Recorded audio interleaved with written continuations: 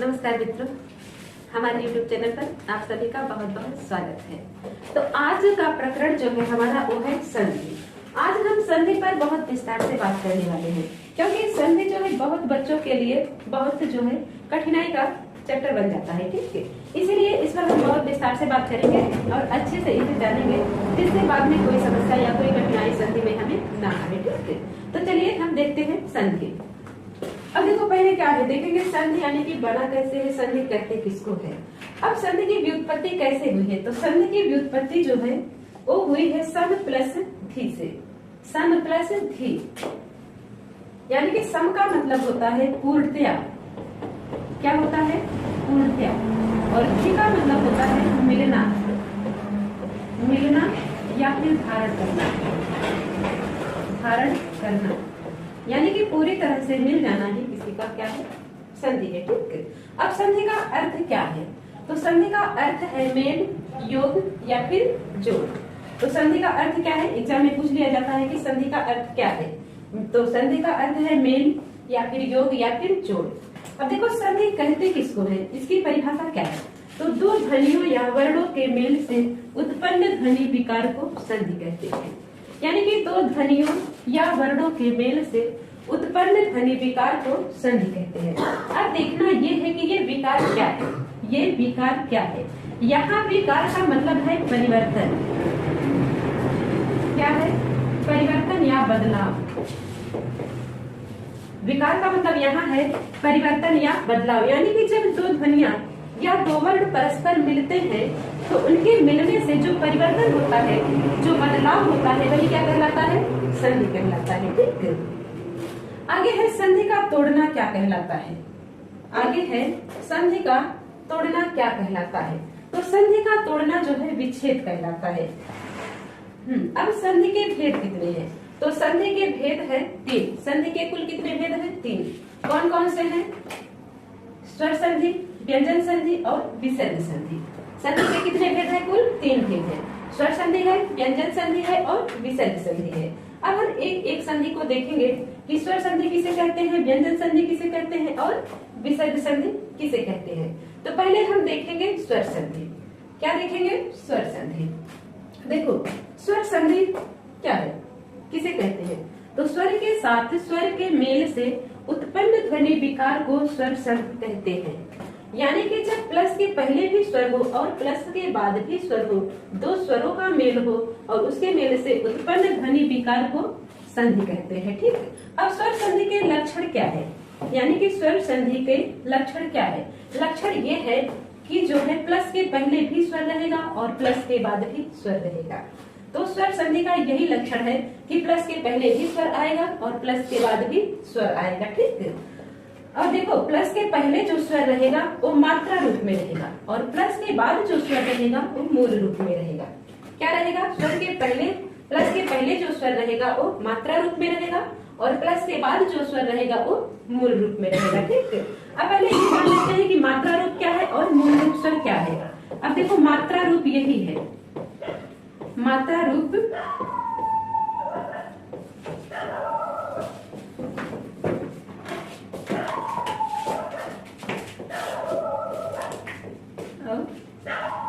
ये क्या है, मात्रा रूप है। अब मूल रूप जो है ये है।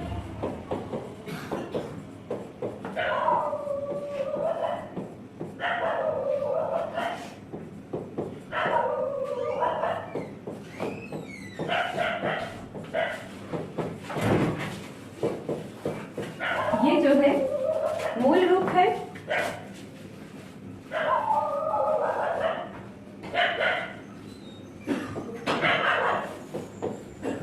और ये जो है मात्रा रूप है। ठीक है, तो स्वर संधि का यही लक्षण है कि वह प्लस के पहले जो रहता है वो मात्रा रूप में रहता है और जो प्लस के बाद स्वर आता है वो मूल रूप में रहता है। जैसे राम प्लस आनंद। क्या है? राम प्लस आनंद। अब जब हम यहाँ राम का विच्छेद करते हैं तो क्या निकलेगा, यहाँ जब हम राम का विच्छेद, माँ का विच्छेद करेंगे तो क्या निकलेगा, माँ और अ, और प्लस के स्थान पर प्लस यहाँ से आ। अब देखो ये जो अभी था किसके था, मात्रा रूप में था और यहाँ क्या था, मूल रूप में था। ठीक है, अब यहाँ देखो क्या है, मात्रा रूप में है, यहाँ क्या है, मूल रूप में है। ठीक है, अब स्वर संधि के भेद, अब हम देखेंगे स्वर संधि के भेद। अब स्वर संधि के कितने भेद हैं, 5 भेद हैं। स्वर संधि के कितने भेद हैं, तो स्वर संधि के 5 भेद हैं। कौन कौन से हैं, तो पहला है दीर्घ स्वर संधि, दूसरा है गुण स्वर संधि, तीसरा है वृद्धि स्वर संधि, तीसरा है वृद्धि स्वर संधि, और चौथा है यण स्वर संधि, और पांचवा है अयादि स्वर संधि। तो स्वर संधि के जो है 5 भेद हैं, दीर्घ स्वर संधि, गुण स्वर संधि, वृद्धि स्वर संधि, यण स्वर संधि और अयादि स्वर संधि। ठीक है, अब हम एक को देखेंगे कि दीर्घ स्वर संधि किसे कहते हैं, दीर्घ स्वर संधि किसे कहते हैं। ठीक, अब देखो, जहां दो सजातीय ह्रस्व या दीर्घ स्वर परस्पर मिलकर दीर्घ में बदल जाते हैं वहां दीर्घ स्वर संधि होती है। यानी कि जहां दो सजातीय ह्रस्व या दीर्घ स्वर परस्पर मिलकर दीर्घ में बदल जाते हैं वहां दीर्घ स्वर संधि होती है। अब देखो, जैसे प्लस के पहले, यदि प्लस के पहले छोटा आ जाए या फिर बड़ा आ जाए, और प्लस के बाद भी छोटा आ जाए या फिर बड़ा आ जाए, वह परिवर्तित किसमें होता है, बड़ा आ में होता है। और ये टाइपिंग मिस्टेक है थोड़ा, और प्रयोग हम करते हैं आ की मात्रा का। अब यानी कि प्लस के पहले छोटा आ चाहे छोटे आ से मेल करे, और छोटा आ चाहे बड़े आ से मेल करे, और बड़ा आ चाहे छोटे आ से मेल करे,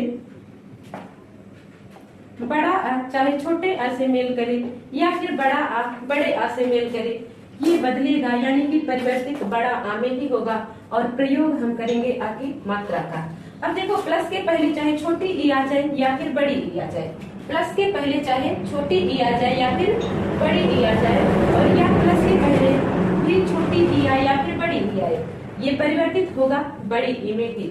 यानी कि छोटी ई चाहे छोटी ई से मेल करे या छोटी ई बड़ी ई से मेल करे, वो बदलेगा बड़ी ई में, या बड़ी ई जो है छोटी ई से मेल करे या फिर बड़ी ई बड़ी ई से मेल करे, यह परिवर्तित होगा बड़ी ई में। और प्रयोग हम करेंगे जो है बड़ी ई की मात्रा का। ठीक, बड़ी ई की मात्रा का। अब देखो, प्लस के पहले चाहे छोटा ऊ हो या फिर बड़ा ऊ हो, प्लस के पहले चाहे छोटा ऊ आ जाए या फिर बड़ा ऊ आ जाए, और प्लस के बाद भी चाहे छोटा ऊ आ जाए चाहे बड़ा ऊ आ जाए, ये बदलेगा बड़ा ऊ में। यानी कि प्लस के पहले, यानी कि छोटा ऊ चाहे छोटा ऊ से मेल करे, या फिर छोटा ऊ बड़ा ऊ से मेल करे, या फिर बड़ा ऊ छोटे ऊ से मेल करे, या फिर बड़ा ऊ बड़ा ऊ से मेल करे, परिवर्तित होगा बड़ा ऊ में। और प्रयोग हम करेंगे बड़ा ऊ की मात्रा का। ठीक, अब देखो, जैसे अब हम उदाहरण देखेंगे। तो अब हम पहले उदाहरण देखेंगे अ प्लस अ, यानी कि छोटा अ और छोटा अ का। यानी कि प्लस के पहले चाहे छोटा आ जाए या फिर बड़ा आ जाए, प्लस के पहले चाहे छोटा आ जाए या फिर बड़ा आ जाए, वो परिवर्तित किसमें होगा, बड़ा में। अब यहाँ देखो क्या है, प्लस के पहले छोटा आ है और प्लस के बाद भी छोटा आ है, तो ये किसमें परिवर्तित होगा, बड़ा आ में। और प्रयोग हम किसका करेंगे, बड़ा आ की मात्रा का। जैसे मद प्लस अंध, क्या है, जैसे मद प्लस अंध। अब मद और अंध, एक बात ध्यान रखना कि संधि में जो शब्द होता है, जो प्लस के पहले वाला शब्द होता है उसका अंतिम वर्ण लिया जाता है, और जो प्लस के बाद वाला शब्द रहता है उसका प्रथम वर्ण लिया जाता है। ये नहीं कि हम आगे पीछे यहाँ से कोई ले ले यहाँ से कोई ले ले, तो नहीं होगा, क्योंकि संधि में दो वर्ण जो मेल करते हैं वो प्लस के पहले वाला जो शब्द रहता है उसका अंतिम वर्ण लिया जाता है, और प्लस के बाद वाला जो शब्द रहता है उसका प्रथम वर्ण लिया जाता है। ठीक है, अब यहाँ क्या है, द है। अब जब हम द का वर्ण विच्छेद करेंगे, द का विच्छेद करेंगे तो क्या निकलेगा, द, और द में कौन सा स्वर छुपा है, तो छोटा आ छुपा है। अब प्लस के स्थान पर प्लस कर देंगे, यहाँ से क्या ले लेंगे, अ। अब देखो क्या आया है, प्लस के पहले छोटा आ आया है और प्लस के बाद भी छोटा आ आया है। अब नियम क्या कहता है कि यदि प्लस के पहले छोटा आ आता है और प्लस के बाद भी छोटा आ आता है तो वह किस में परिवर्तित होता है, बड़ा आ में। यानी कि यह किस में परिवर्तित हो जाएगा, बड़ा आ में। और प्रयोग हम किसका करेंगे, अभी मात्रा का। यानी कि अब यहाँ क्या बचा है, म बचा है और यहाँ जो है ये दर। अब देखो ये दर क्या है, अभी हल चिन्ह पर यानी कि हलंत पर है, ठीक है। अब यही स्वर जो है, अब ये स्वर जो है हम क्या करेंगे, दा पर लगा देंगे। किस पर लगा देंगे, दा पर। और यहाँ जो बचा है वो हम यहाँ जो है लिख देंगे। क्या करेंगे, लिख देंगे। तो क्या बना, और ये जो अनुस्वार है यहाँ कर देंगे तो क्या बन गया, बदांत है। अब जैसे गीत प्लस अंजलि, क्या है, गीत प्लस अंजलि। अब देखो अभी अभी बताएं कि प्लस के पहले वाला जो शब्द रहेगा उसका अंतिम वर्ण लिया जाएगा और प्लस के बाद वाला जो शब्द रहेगा उसका प्रथम वर्ण लिया जाएगा। अब यहाँ गीत है, अब इसको अगर हम तोड़ेंगे तो इसमें से क्या निकलेगा, त निकलेगा। और त में जो है कौन सा स्वर छुपा है, छोटा आ। प्लस के स्थान पर प्लस रहेगा। अब यहाँ से क्या लेंगे, अ। अब देखो क्या आया है, प्लस के पहले छोटा आ आया है और प्लस के बाद भी छोटा आ आया है। तो नियम क्या कहता है कि यदि प्लस के पहले छोटा आ जाए और प्लस के बाद भी छोटा आ जाए तो वह जो है किसमें परिवर्तित होता है, बड़ा आ में। और प्रयोग हम किसका करते हैं, अभी मात्रा का। अब यहाँ क्या बचा है, गी बचा है, गी। और यहाँ से हम क्या लेंगे, त। अब त देखो क्या है, हलंत पर है। अब यही स्वर ला करके हम तब पर क्या करेंगे, लगा देंगे। तो क्या बन गया, गीता। और यहाँ जो है वो हम इसको लिख देंगे, लिख देंगे। और ये अनुस्वार जो है उसको यहीं पे लगा देंगे, ठीक है। चलो आगे देखते हैं। अगला है जैसे उत्तर प्लस अर्थ। क्या है, उत्तर प्लस अर्थ। अब देखो यहाँ अगर र को हम तोड़ते हैं तो र निकलता है और र में कौन सा स्वर छुपा है, अ।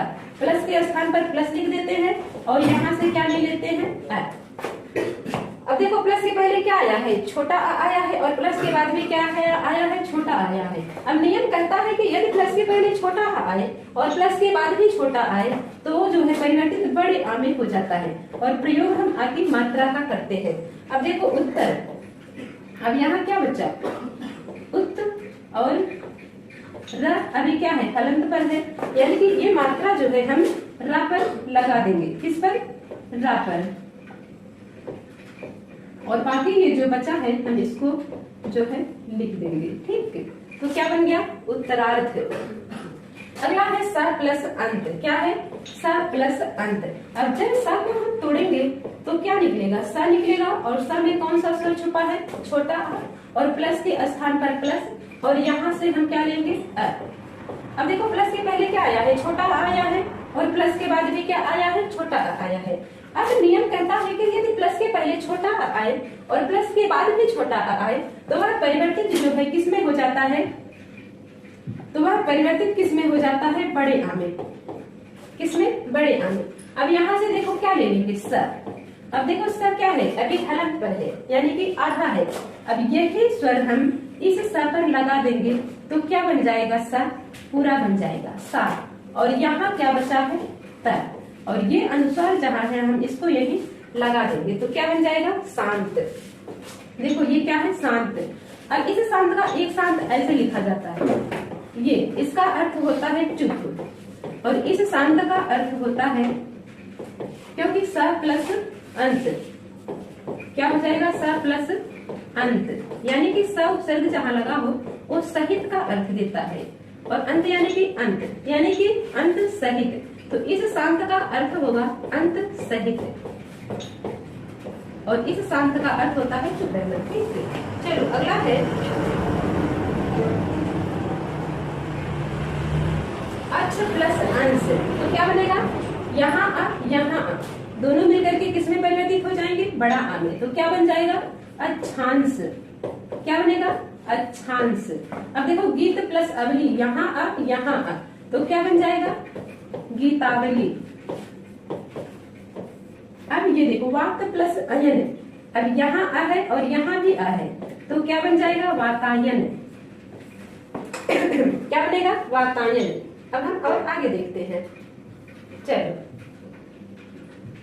अब जैसे है विंध्य प्लस अचल, अब यहाँ भी आ है और अब यहाँ भी आ है और यहाँ भी आ है, तो क्या बन जाएगा, बड़े आ में परिवर्तित हो जाएगा, तो क्या हो जाएगा, विंध्याचल। क्या बनेगा, विंध्याचल। अब यहाँ है जन्म प्लस अंतर, अब यहाँ आ बड़े आ में परिवर्तित हो जाएगा, तो क्या बन जाएगा, जन्मांतर। अब यहाँ क्या है, श्वेत प्लस अंबर, तो यहाँ भी आ है और यहाँ भी आ है, तो क्या बन जाएगा, श्वेतांबर, श्वेतांबर। अब यहाँ नील प्लस अंचल, क्या है, नील प्लस अंचल, तो यहाँ भी आ किसमें परिवर्तित हो जाएगा, बड़ा आ में, तो क्या बन जाएगा, नीलांचल। क्या बनेगा, नीलांचल।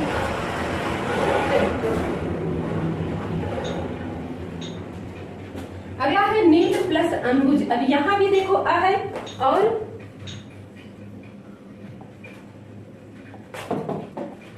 तो यहाँ भी देखो क्या है, रक्त प्लस अंबुज, अब यहाँ भी आ और यहाँ भी आ, क्या है, यहाँ भी आ है, यहाँ भी आ है, अब जब दोनों तरफ आ है तो किसमें परिवर्तित हो जाएगा, बड़ा आ में, और क्या बनेगा, रक्तांबुज।